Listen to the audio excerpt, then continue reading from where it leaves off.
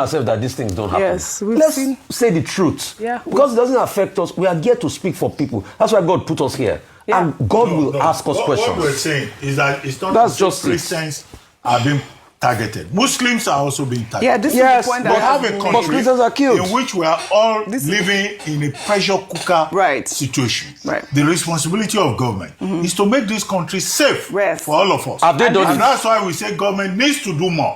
We should desist from inflaming ethnic or religious passions. And I think that's the right point. Desist from inflaming ethnic passions, like what the minister has said. Well, good morning to you, viewers. We're beginning what's trending in the United States, where Senator Ted CruZ has accused the Tinubu administration of being very unhappy with him for bringing the topic of the reported killings of Christian genocide in Nigeria to the forefront, including the proposed legislation to designate Nigeria as a country of particular concern.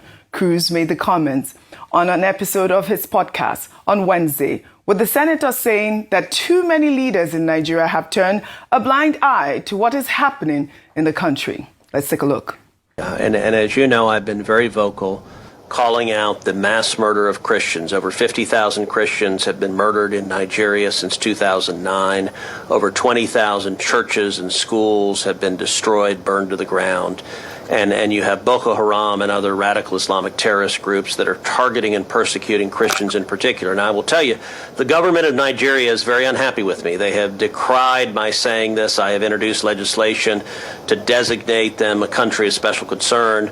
And the government of Nigeria is very unhappy. And I've said, look, there are far too many government leaders who have turned a blind eye to what is happening, who have acquiesced in what is happening, who are enforcing either Sharia laws or blasphemy laws and facilitating the persecution of Christians. And as I said, the Nigerian government has been vigorously resisting me in this. Meanwhile, the Minister of Information and National Orientation, Mohammed Idris, spoke with CNN on Tuesday, accusing Ted CruZ of relying on inaccurate and misleading data to allege a Christian genocide in Nigeria. Idris said that such claims fail to reflect the complexity of the country's security challenges and warned that spreading such claims unknowingly supports criminals whose main aim is to stir religious tension. Let's take a look. Some of the claims made by some officials in the United States is based on faulty data. Some of them, some assumptions that the victims of this religious violence are largely Christian. Yes, there are Christians that have been attacked, but these, criminals do not just target one religion. They target Christians. Yeah. They also target Muslims. We have seen that in several parts of, especially the northern part of the country. So yes, indeed, we have security challenges in Nigeria, but we also have to recognize that there is a massive drive by government to ensure that Nigeria is ultimately safe for everyone. But for the records, we want to say that Nigeria is a very tolerant country when it comes to religion. We don't want these dangerous narratives to go on because criminal elements and some of these extremists are driving this narrative and pushing people to believe that Nigerian Muslims and Christians are fighting each other. This is not the case.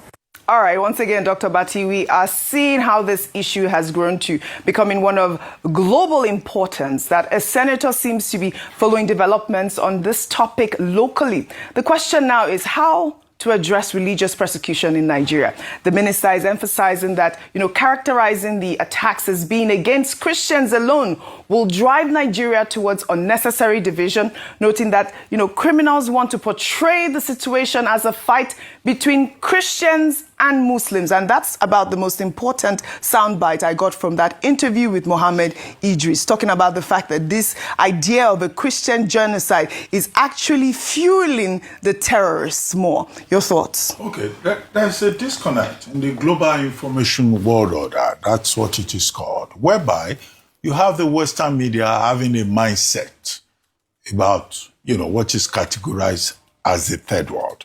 And in the case of Nigeria, what sells in the American media will be to say, North versus South in Nigeria, Christians versus Muslims.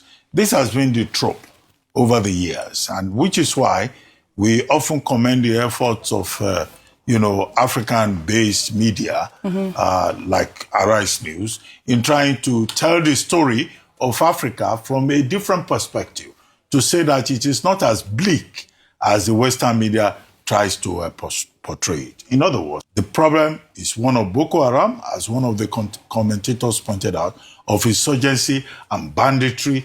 And what government says is that it is continuing to deal with it. We were once placed on the Department of State's, U.S. Department of State's country of particular concern in terms of religious freedom.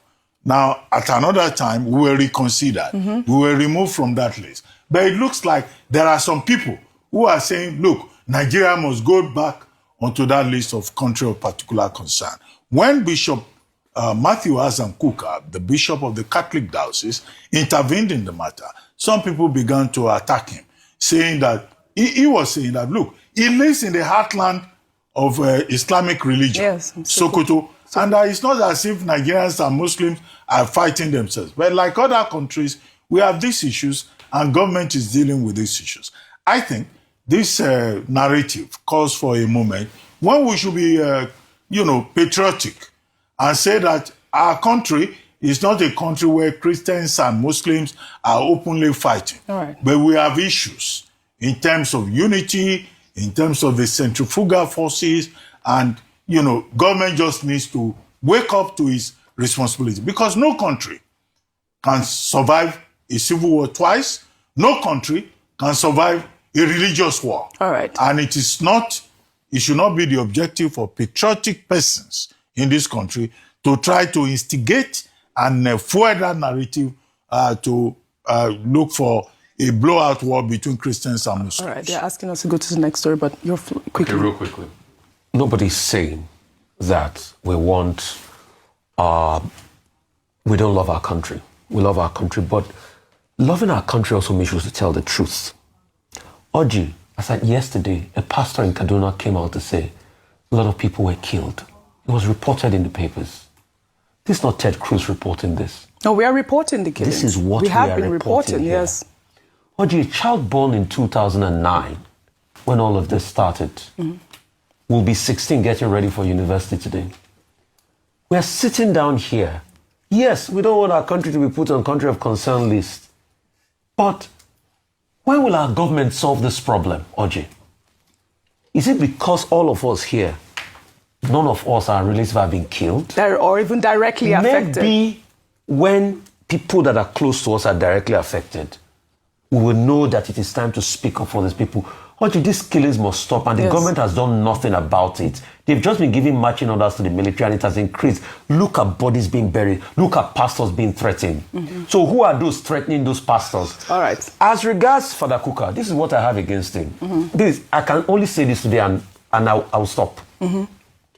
When Deborah was killed, and people raised eyebrow, what happened afterwards? Didn't people go on rampage and protest? Didn't they release those that killed Deborah? Didn't it lead to burning of churches and religious houses in Sokoto then? So why are we deceiving ourselves that these things don't happen? Yes, Let's say the truth. Yeah. Because it doesn't affect us. We are here to speak for people. That's why God put us here. Yeah. And God will ask us questions. What we're saying is that it's not That's just just it. Christians are being targeted. Muslims are also being targeted. Yeah, this is Yes, the point We that have has a been country But Christians are killed. in which we are all living in a pressure cooker situation. Right. The responsibility of government is to make this country safe Yes. for all of us. Have they done and it? that's why we say government needs to do more. And Then we should not, since over 10 years. we should desist from Right. inflaming ethnic Nobody's or inflaming religious anything. passion. And I Things think are that's the happening right against point. Christians. Disease from inflaming ethnic passions. Like what the minister has said, the fact that the terrorists are fueling this whole idea and continuing to benefit from the narrative that it's only a Christian genocide. Muslims are also being killed, and we have also seen mass graves of Christians being buried. Now, we have charged the federal government on this table to stop the killings. That's really all we are Simple. asking. Stop That's the all we killings. want.